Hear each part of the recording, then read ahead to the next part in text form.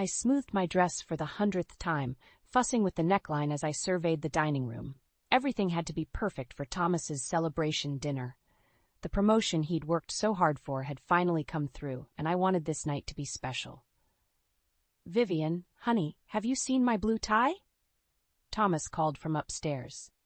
"Check the second drawer, dear," I replied, lighting the candles on the table. The flickering flames cast a warm glow across the china plates and crystal glasses. I smiled, remembering our wedding day when we'd received this set as a gift. 10 years had flown by in the blink of an eye. Thomas's footsteps on the stairs pulled me from my reverie. He appeared in the doorway, looking dashing in his tailored suit. "You look beautiful," he said, his eyes crinkling at the corners as he smiled. I felt a blush creep up my cheeks.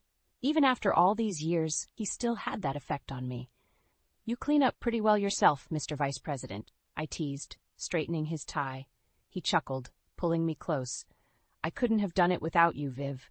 You've been my rock through it all." The doorbell chimed, interrupting our moment. "That'll be Sam and Jack," I said, giving Thomas a quick peck on the cheek before heading to answer the door. Samantha, my best friend since college, greeted me with a warm hug. "Congratulations, you two," she exclaimed, handing me a bottle of champagne.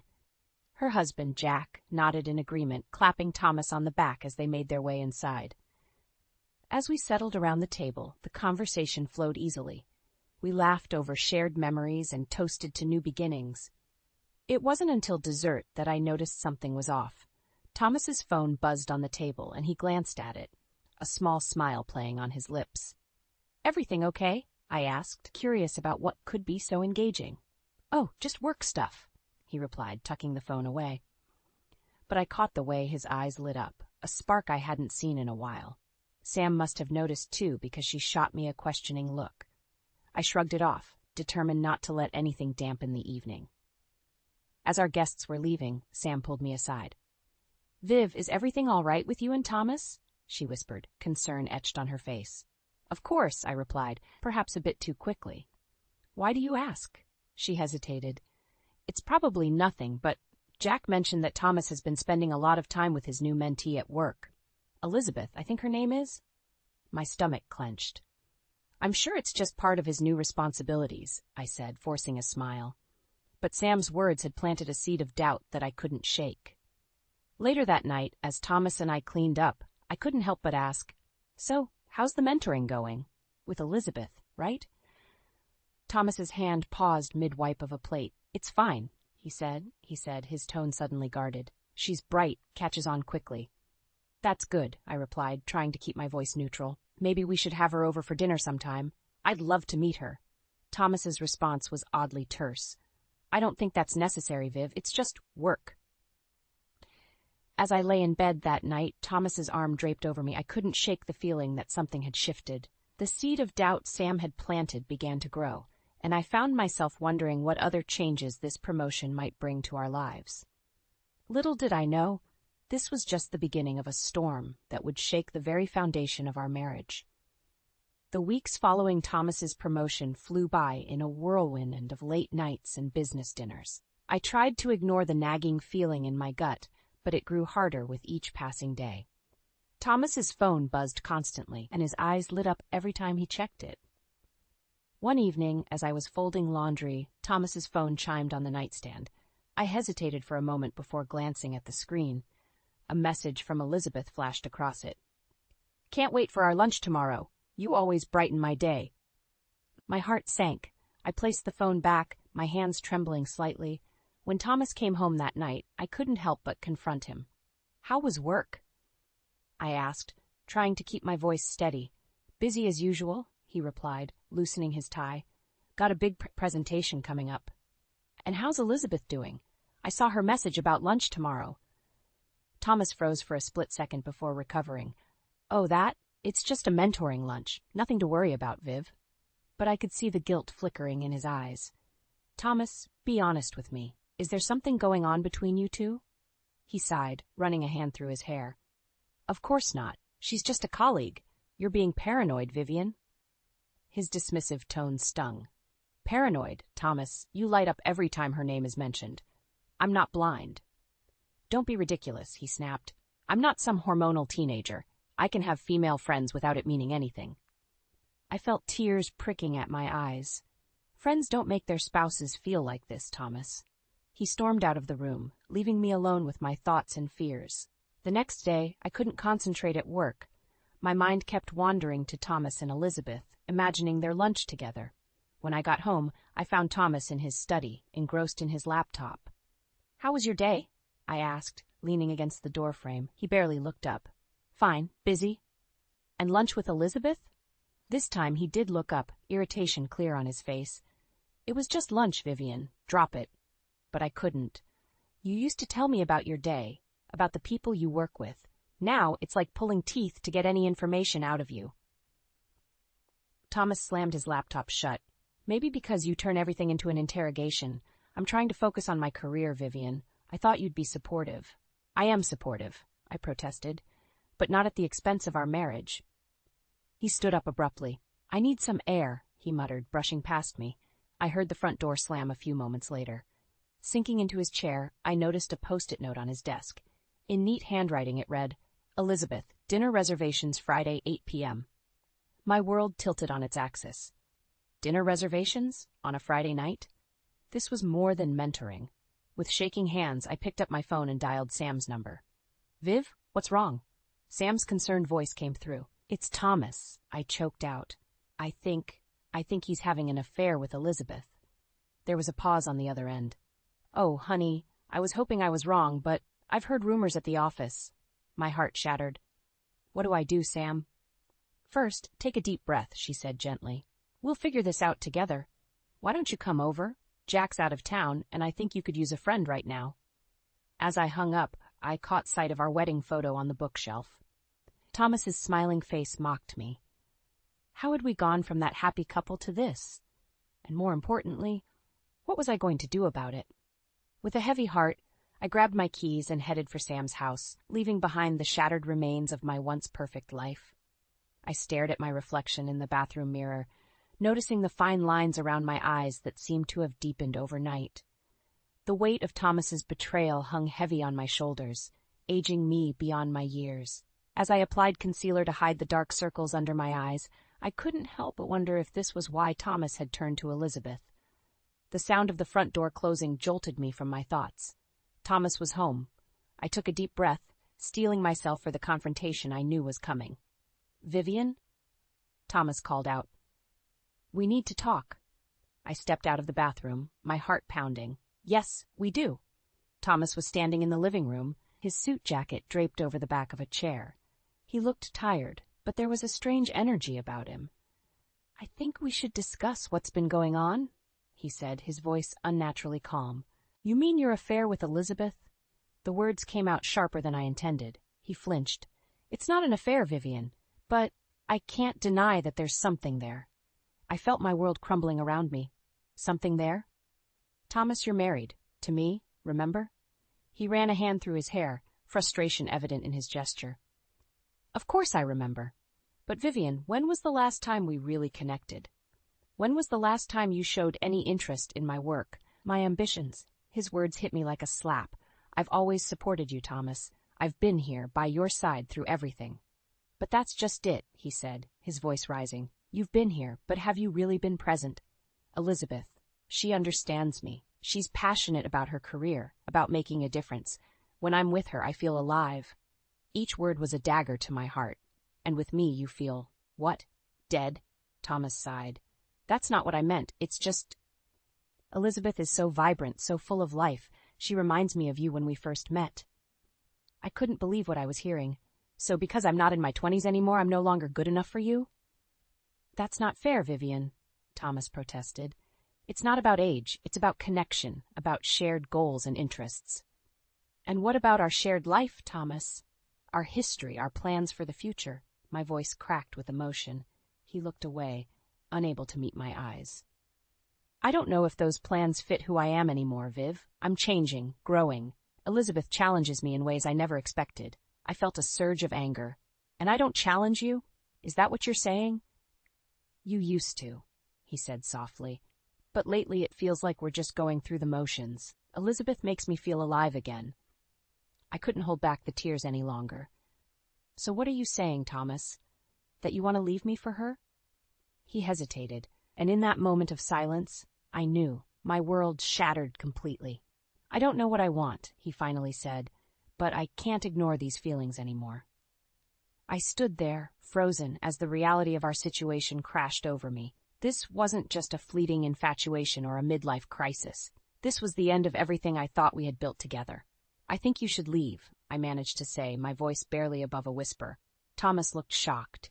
Vivian, No, I cut him off. I can't do this right now. I need time to think, to process. Please, just go. He nodded slowly, grabbing his jacket. As he reached the door, he turned back. I'm sorry, Viv. I never meant for this to happen. The door closed behind him, and I collapsed onto the couch, sobs racking my body. How had we come to this? And more importantly, where did we go from here? As the tears subsided, a new emotion began to take root: determination. If Thomas thought he could just throw away our marriage for a younger model, he had another thing coming. This wasn't over. Not by a long shot. The days after Thomas left were a blur of tears and sleepless nights. I threw myself into work, desperate for any distraction from the gaping hole in my life.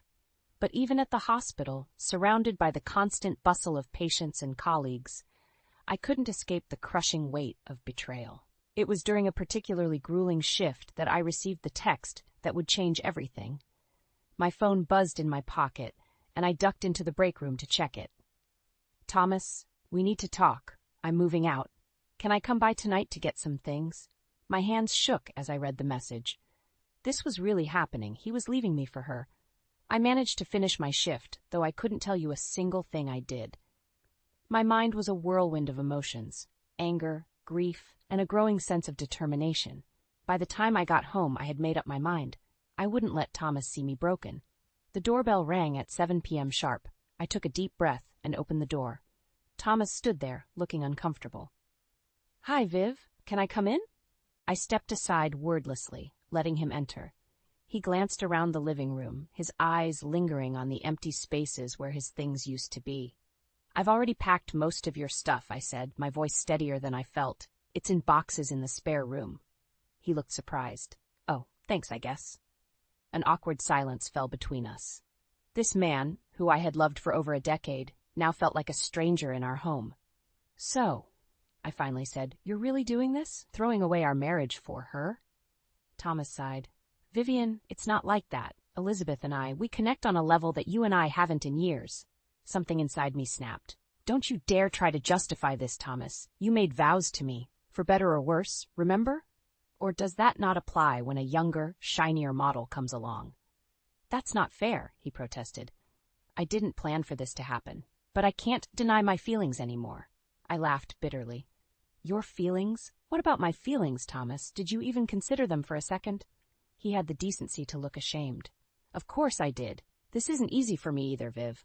Oh, I'm sure it's so hard for you, I spat. Poor Thomas, torn between his loyal wife and his exciting new girlfriend. However will you cope? Vivian, please, he pleaded. Can't we do this civilly? I felt a surge of rage. Civilly? You want me to be civil while you destroy everything we've built together? While you humiliate me in front of our friends, our families? Thomas's face hardened. I didn't come here to fight. I'll get my things and go. As he turned towards the spare room, something in me broke. She doesn't love you, you know, I blurted out. He froze. What? Elizabeth, I said, my voice shaking. She doesn't love you. She's using you to advance her career.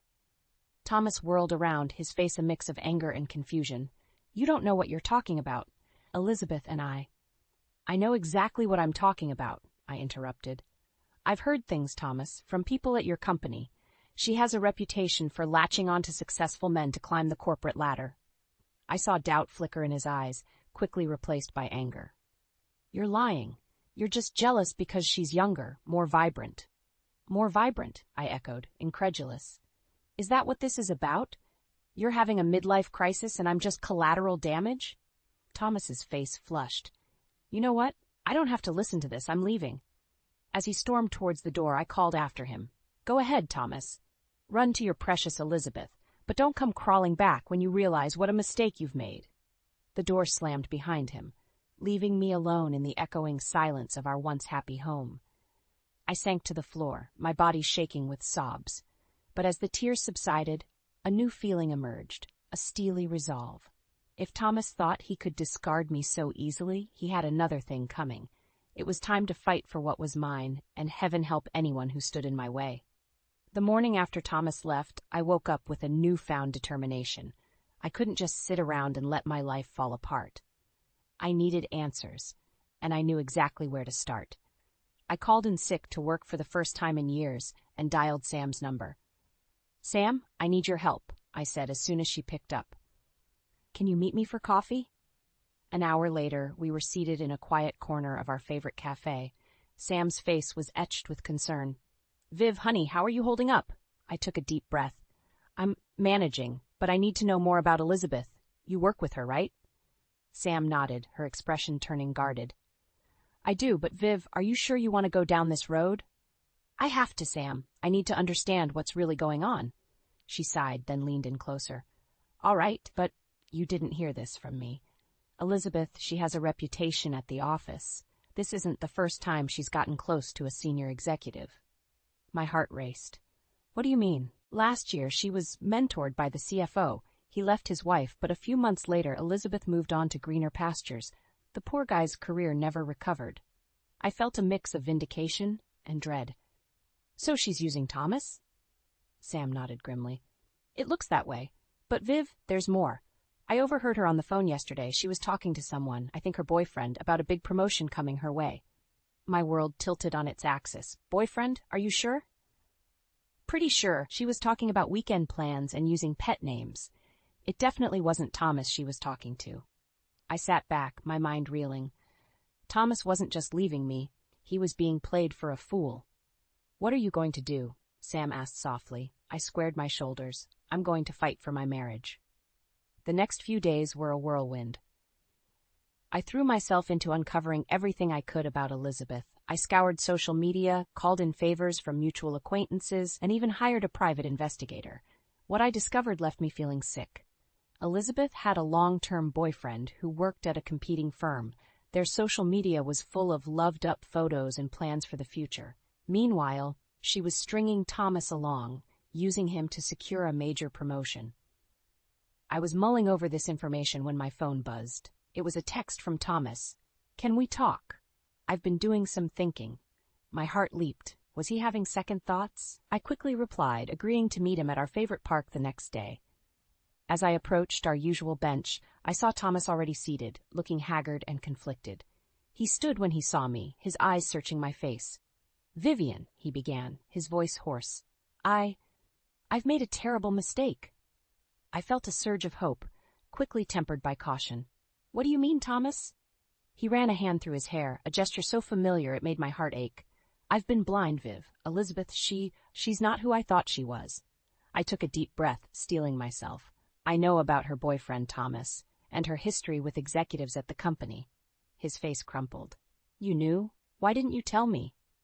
"Would you have believed me?" I asked softly.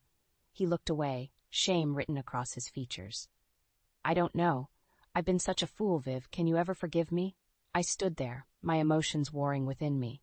Part of me wanted to take him in my arms, to forgive and forget. But another part, a stronger part, held back. "I don't know, Thomas," I said finally. "You've hurt me deeply. You were ready to throw away our entire life together for a woman you barely knew." "I know," he whispered. "I'll do anything to make it right, Viv. Please, just tell me what I need to do." As I looked at him, broken and pleading, I realized I had a choice to make. Did I want to try and salvage our marriage, or was it time to walk away and start anew? The decision I made in that moment would shape the rest of my life. And as the weight of it settled on my shoulders, I knew that nothing would ever be the same again. I stared at my reflection in the rearview mirror, steeling myself for what was about to come. After days of internal struggle, I had made a decision that would change everything. I was going to confront Elizabeth face to face. The cafe where we agreed to meet was bustling with the lunch crowd. I spotted Elizabeth immediately, her perfectly coiffed hair and designer outfit standing out among the sea of office workers. As I approached, she looked up, a flicker of surprise crossing her face. "Vivian," she said, her voice cool and composed. I must admit, I was surprised when you reached out. I slid into the seat across from her, my heart pounding. Thank you for meeting me, Elizabeth. I think we have a lot to discuss. She raised an eyebrow. Do we? I was under the impression that your situation with Thomas was resolved. I took a deep breath, fighting to keep my voice steady. That's exactly why I'm here. I know about your boyfriend, Elizabeth, and your history with executives at the company. For a split second, her carefully crafted facade cracked. Fear flashed in her eyes before she regained her composure. I'm not sure what you're implying, Vivian. I think you know exactly what I'm implying, I said, leaning forward. You've been using Thomas to advance your career, haven't you? Just like you did with the CFO last year. Elizabeth's face hardened. You don't know what you're talking about. Don't I? I pulled out my phone, showing her the photos my private investigator had taken of her with her boyfriend. Care to explain these? She stared at the images, her face paling. How did you? It doesn't matter, I cut her off. What matters is that you've been playing with people's lives, Elizabeth. With my life. To my surprise, Elizabeth's shoulders sagged. For the first time, I saw a glimpse of vulnerability behind her polished exterior. You don't understand, she said softly. This job, this career, it's all I have. I've had to fight tooth and nail for every opportunity. By destroying marriages? I asked incredulously. She looked away. I never meant for it to go this far with Thomas. He wouldn't take no for an answer. I thought if I played along, I could secure the promotion and then let him down gently. I felt a surge of anger. Let him down gently? Do you have any idea what you've done to our marriage? Elizabeth met my gaze, her eyes surprisingly sincere. I'm sorry, Vivian. Truly. I never wanted to hurt anyone. I didn't know how to get out of it without jeopardizing everything I've worked for. As I sat there processing her words, I realized something. Elizabeth wasn't the villain I had painted her to be. She was just a woman trying to navigate a cutthroat world, making questionable choices along the way. What are you going to do now? I asked, my voice barely above a whisper. Elizabeth sighed. I don't know. If this gets out, my career is over. But I can't keep living this lie. In that moment, I made a decision that surprised even me. I won't expose you, Elizabeth, I said. But you need to come clean to Thomas. He deserves to know the truth. She nodded, relief washing over her face. I will, I promise. As we parted ways, I felt a weight lift from my shoulders, but it was quickly replaced by a new burden. Now that I knew the truth, what was I going to do about my marriage? I drove home in a daze, my mind racing. When I pulled into our driveway, I saw Thomas's car. He was waiting for me on the porch, his face etched with concern and hope. As I walked towards him, I realized that this was it, the moment that would define our future. With each step, I felt the weight of our history, the pain of betrayal, and the faint glimmer of possibility. Vivian, Thomas said, his voice breaking, can we talk? I took a deep breath, knowing that whatever I said next would change everything. The future of our marriage hung in the balance, and the decision was mine to make. I stood on the porch facing Thomas, my heart pounding in my chest. The weight of everything we'd been through, everything I'd learned, pressed down on me like a physical force. Yes, Thomas, we need to talk, I said, my voice steadier than I felt. We moved inside, the familiar surroundings of our home now feeling alien and tense. Thomas sat on the edge of the couch, his posture rigid with anxiety. Vivian, I've made a terrible mistake, he began, his voice cracking. I don't know what I was thinking. Elizabeth, I held up a hand, cutting him off. I know about Elizabeth, Thomas. I know everything. His eyes widened in shock. What do you mean? I mean I know about her boyfriend, her history with executives at the company, her using you for a promotion, I said, each word deliberate and heavy. Thomas's face crumpled, a mix of shame and disbelief washing over him. How did you find out? It doesn't matter, I replied, feeling a surge of strength. What matters is that I know, and now you know too. He buried his face in his hands, his shoulders shaking. God, Vivian, I've been such a fool. Can you ever forgive me? I took a deep breath, steeling myself for what I had to say next. Forgiveness isn't the issue here, Thomas. The issue is trust. You were ready to throw away our entire marriage, our life together, for a fantasy. I know, he whispered, looking up at me with tear-filled eyes. I'll do anything to make it right. Please, Viv, just tell me what I need to do. For a moment, I was tempted. The familiar pull of our shared history, the comfort of the known, tugged at my heart. But then I remembered the pain, the betrayal, the casual cruelty of his comparisons between Elizabeth and me. I'm sorry, Thomas, I said, my voice soft but firm. But I don't think there's anything you can do. I've made my decision. He looked at me, confusion and fear dawning on his face. What do you mean? I squared my shoulders, drawing on a well of strength I didn't know I possessed. I want a divorce, Thomas. The words hung in the air between us, heavy and final. Thomas stared at me, shock written across his features. Divorce? He echoed, his voice barely above a whisper. Vivian, please, we can work this out. I love you. I shook my head, feeling a strange mix of sadness and liberation. It's not about love anymore, Thomas. It's about respect, self-respect. And I've realized that I can't stay in a marriage where that's been so fundamentally broken. But what about our life together? Our plans? He stammered, desperation creeping into his voice. Those plans were for a different Vivian and Thomas, I replied. We're not those people anymore. As the reality of the situation sank in, Thomas's demeanor changed. Desperation gave way to anger. You can't do this, he said, his voice rising. You're throwing away years of marriage over one mistake. I stood my ground, unflinching. It wasn't just one mistake, Thomas. It was a series of choices that showed me exactly where I stood in your life, and I deserve better. You'll regret this, he spat, jumping to his feet. You're nothing without me, Vivian. Who do you think you are? His words, meant to hurt and diminish, instead filled me with a fierce determination. I'm Vivian, I said, my voice strong and clear, and I'm more than enough on my own. Thomas stormed out, slamming the door behind him. As the echo faded, I sank onto the couch, the enormity of what had just happened washing over me. Tears came then, a mix of grief for what was lost and relief for what was to come. As I sat there in the quiet of the house that had once been our home, I realized that this wasn't just the end of my marriage. It was the beginning of a new chapter in my life. A chapter where I, Vivian, would be the author of my own story. The road ahead would be challenging, I knew. But for the first time in a long time, I felt ready to face whatever came next. Because now I was fighting for myself. 1 year after I asked Thomas for a divorce, I stood in front of the mirror, adjusting my new blazer. The woman staring back at me was different from the one who had once defined herself as Thomas's wife. She was stronger, more confident, and unapologetically herself. My phone buzzed with a text from Sam. Good luck today. You've got this. I smiled, grateful for her unwavering support throughout this tumultuous year. Taking a deep breath, I grabbed my briefcase and headed out the door. The hospital boardroom was intimidating, filled with stern-faced executives. As the newly appointed head of nursing, I was presenting my plan to revolutionize patient care.